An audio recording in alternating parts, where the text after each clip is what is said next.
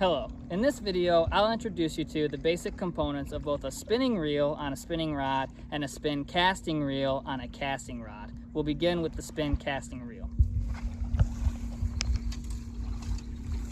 So keeping in mind that this is a closed face reel, the first thing I'm going to talk about is the actual housing itself. Contained within this housing is your actual spool, which stores all of your fishing line.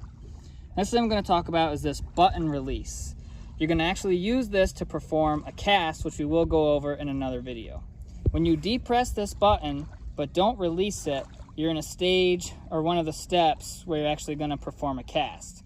When you release that button, it lets the line free from the spool, and you'll notice that whatever lure you have actually attached to your fishing line will drop towards the ground.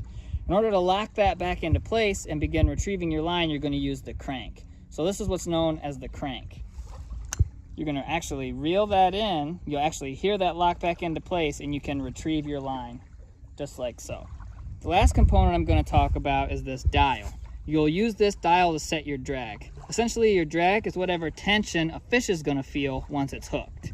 If you increase your drag all the way tight, a fish isn't going to be able to freely pull line off your spool if it's going to make a run, and it can potentially break your line. So you're going to want to make sure you adjust your drag just enough so that a fish will be able to freely pull line from your spool when it's hooked. You don't want to make sure you also don't have your drag too loose, because then it will make it really hard for you to retrieve your line. So those are the basic components of the spin casting reel. Now I'm going to go over the components of the actual casting rod. This section right here, which can serve as a handle or a grip, also a point of leverage to fight fish, is known as the butt section of your rod. Contained within the butt section of your rod is the actual reel seat, which is where you would actually attach the reel to your rod. You'll notice I have the spin casting reel oriented towards the sky on the casting rod. Same goes for your actual rod guides. Those are oriented towards the sky as well. So these components right here are known as your rod guides, and you'll notice that it's exactly what they do. They actually guide your line out through the rod. And moving out through the rod, you have your midsection like so, all the way out to the tip.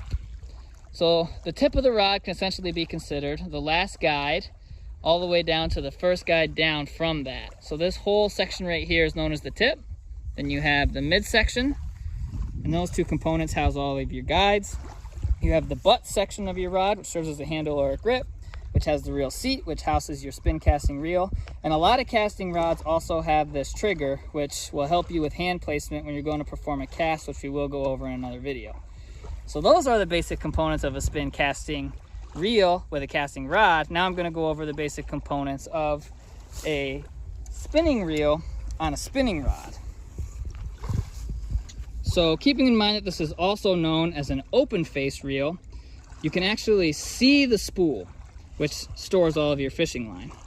So just as we depress the button on the spin casting reel, if you take your index finger like so and trap this fishing line and manually open this component, which is known as your bail, that's the same step as pushing in the button on the spin casting reel but not letting go of the button.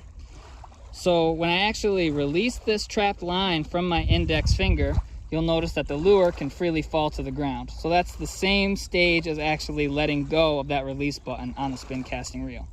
So in order to retrieve your line, you're going to manually close the bail and then use the crank on your spinning reel to retrieve your line.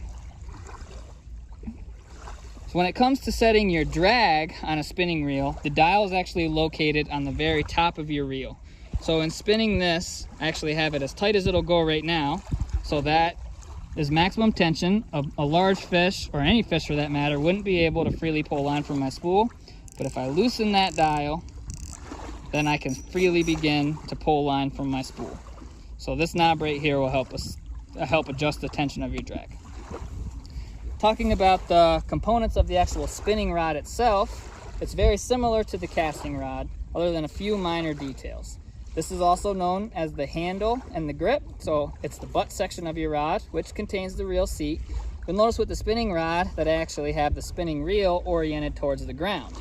The same can be said for the guides, which again just guide your fishing line out towards the tip of your rod.